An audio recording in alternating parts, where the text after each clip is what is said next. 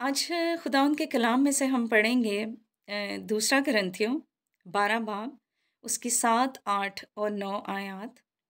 और मुकाशफों की ज्यादती के बायस मेरे फूल जाने के अंदेशा से मेरे जिस्म में कांटा चुभोया गया, यानी शैतान का कासिद, ताकि मेरे मुक्के मारे और मैं फूल ना जाऊं। ये पौलुस रसूल लिख रहा है। इसके बारे में मैंने 3 बार खुदावंद से इल्तमास किया कि ये मुझसे दूर हो जाए, मगर उसने मुझसे कहा, मेरा फजल तेरे लिए काफ़ी है, क्योंकि मेरी कुदरत कमज़ोरी में पूरी होती है। बस मैं बड़ी खुशी से अपनी कमज़ोरी पर फ़ख्र करूँगा, ताकि मसीह की कुदरत मुझ पर छाई रहे। खुदा उनके कलाम का पढ़ा और सुना जाना हमारे लिए बरकत का बायस हो। आमीन। और बड़ी इम्पॉर्टेंट बात है जो ये जब पढ़ते हैं हम खुदावंद के कलाम को, और बार बार हम इसमें देखते हैं कि पौलुस अपने खतूत में बहुत जगह पर इस बात का जिक्र करता है कि मुझ में फ़ख्र ना आए। अगर मैं फ़ख्र करूं तो मसीह और उसकी सलीब पर। तो खुदावंद चाहता है कि हम हर बात में उसका शुक्र करें और हर बात के लिए हम उसके नाम को जलाल दें। हम ये ना बताएं कि मेरी ज़िंदगी में अगर ये सब कुछ हुआ है तो मैंने ये अच्छे काम किए, मैं ये खिदमत करता रहा, मैं वहाँ गया या मैं वहाँ गई और मैंने बहुत अच्छी ज़िंदगी गुजारी, मैंने लोगों के साथ बहुत अच्छा किया। नहीं, जो कुछ भी है खुदावंद ने अपने अपने हर मकसद से अपने नाम को जलाल देना चाहता है।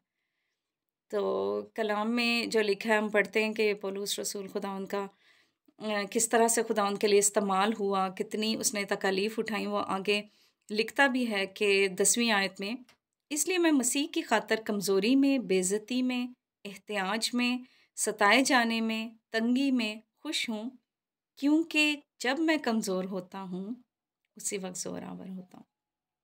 जब मैं इन आयात को पढ़ती हूँ तो सबसे बड़ी बात मेरे अंदर ये आती है कि हम कभी-कभी बहुत सी जगहों पे ये कहते हैं कि मैं बहुत कमज़ोर हूँ।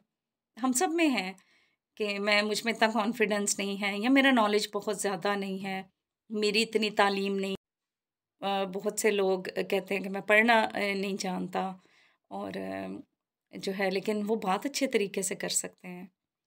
तो आप जानते हैं कि मसीह इस दुनिया में इंसानों की खातिर, सब गुनहगारों की खातिर आया। उसने अपनी जान फ़िदिया में दी और वो 3 दिन जो है वो कब्र में रहा, और उसने मौत पर, सलीब पर उसने फ़तह पाई, कब्र पर फ़तह पाई। उसकी कब्र खाली है और वो 3 दिन रहा।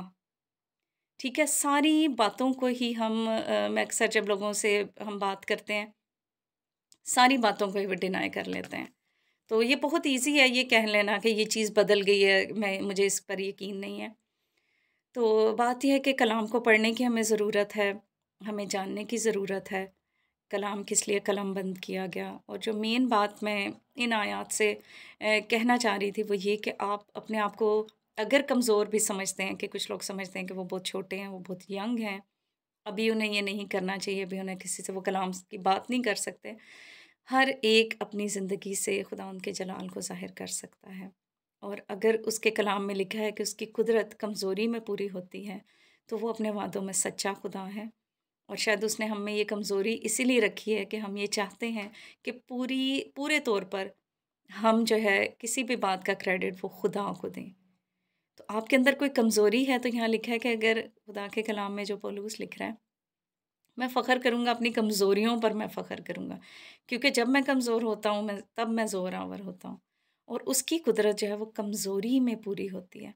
तो हमें इस बात पर फिर फ़ख्र करना है कि उसने अगर आपकी ज़िंदगी में कोई कमज़ोरी रखी है, इसका मतलब है इसका कोई रीज़न है, इसकी कोई वजह है, और वो आप में जो है वो आपकी इस कमज़ोरी से अपने नाम को जलाल देना चाह रहा है, वो अपनी कुदरत को ज़ाहिर करना चाह रहा है।